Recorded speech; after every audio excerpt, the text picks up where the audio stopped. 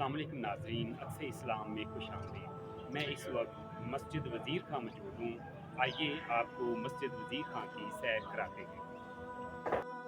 مسجد وزیر خان شہر لاہور میں دہلی دروازہ سے ایک فرلانگ کی دوری پر واقع ہے۔ یہ مسجد نقش و نگار میں کاریگری کا منہ بولتا ثبوت ہے۔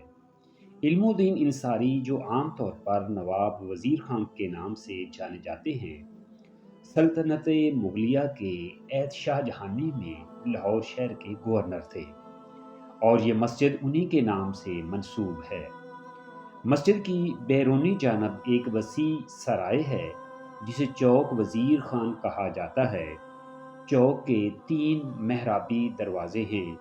اول مشرقی جانب چٹا دروازہ، دوم شمالی جانب راجہ دینا ناتھ کی حویلی سے منسلک دروازہ، سوم شمالی زینے کا نزدیکی دروازہ۔ مسجد کے مینار 107 فٹ اونچے ہیں۔ اس مسجد کی تعمیر دسمبر 1641 عیسوی میں 7 سال کی طویل مدت کے بعد پایۂ تکمیل کو پہنچی۔ مسجد وزیر خان سلطنت مغلیہ کے عہد میں تعمیر کی جانے والی اب تک کی نفیس کاشی کاری اور کانسی کاری کا عمدہ شاہکار ہے، جو بادشاہ مسجد کی تعمیر سے قبل یعنی 1641 عیسوی میں تکمیل کو پہنچی۔ شیخ علم الدین انصاری مغل شہنشاہ شاہ جہاں کے طبیب خاص بھی تھے۔ اس سے قبل وہ مغل شہنشاہ جہانگیر اور ملکہ نور جہاں کے طبیب خاص بھی رہ چکے تھے۔ شیخ علم الدین انصاری چنیوٹ شہر میں پیشہ طبابت سے منسلک تھے۔ جنوری 1621 میں تلاش معاش کی خاطر مغل دارالحکومت آگرہ پہنچے اور مغل دربار تک مشکل سے رسائی حاصل کی۔ ان دنوں ملکہ نور جہاں علیل تھیں۔ شیخ نے ان کا علاج کیا اور ملکہ روبہ صحت یاب ہوئیں۔ اسی صلہ میں شیخ علم الدین انصاری منصب ہفت ہزاری پر فائز کیے گئے اور ان کا خطاب وزیر خان طے پایا۔ شاہی انعامات کی بھرمار کو مسجد کے مصرف میں لائے اور اسی خطہ کو تجویز کیا۔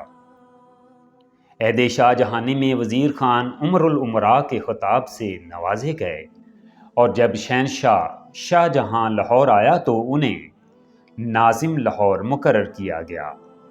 وزیر خان 1632 سے 1639 تک حاکم لاہور کے عہدے پر فائز رہے۔ مغل شہنشاہ شاہ جہاں کے عہد میں وزیر خان نے 1635 میں اس مسجد کی بنیاد رکھی اور بازار دہلی دروازہ کو آباد کیا اور مزار سید محمد اسحاق گازرونی المشہور بامیراں بادشاہ کا پختہ حجرہ جو زیارت گاہ عام تھا کو داخل مسجد کر لیا۔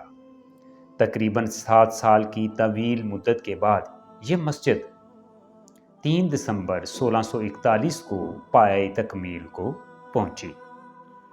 مسجد کی عمارت پختہ اینٹوں سے تعمیر کی گئی ہے اور سنگ سرخ کا استعمال جا بجا کیا گیا ہے۔ مسجد میں داخلہ کے 2 دروازے موجود ہیں۔ ایک صدر دروازہ جو مشرق میں واقع ہے۔ چوک وزیر خان سے کھڑے ہو کر دیکھیں تو مسجد کا صدر دروازہ نظر آتا ہے۔ مسجد کا موجودہ چبوترا 5 سیڑھیوں کا باقی رہ گیا ہے جو سنگ سرخ کی بنی ہوئی ہیں۔ یہ مسجد حاضہ کا سب سے بڑا دروازہ ہے جسے بطور داخلہ کے استعمال کیا جا رہا ہے۔ دروازہ کلاں کے درمیان میں 2 منزلہ محراب موجود ہے جس کے دائیں اور بائیں جانب خطاطی اور کاشی کاری کا نفیس کام کیا گیا ہے۔ صدر دروازہ کے باہر سے مسجد کے 2 بڑے مینار جنوبی اور شمالی نظر آتے ہیں۔ دروازہ کلاں کی دوسری منزل میں 2 منقش کاشی کاری کھڑکیاں واقع ہیں جن کے اوپر خطاطی کے پارچے موجود ہیں۔ موجودہ صدر دروازہ آہنی جنگلہ نما دروازہ ہے جسے عموماً کھلا رکھا جاتا ہے اور وقت تعمیر صدر دروازے کو بند کر کے شمال مشرق میں واقع متبادل دروازے کو کھول دیا جاتا ہے۔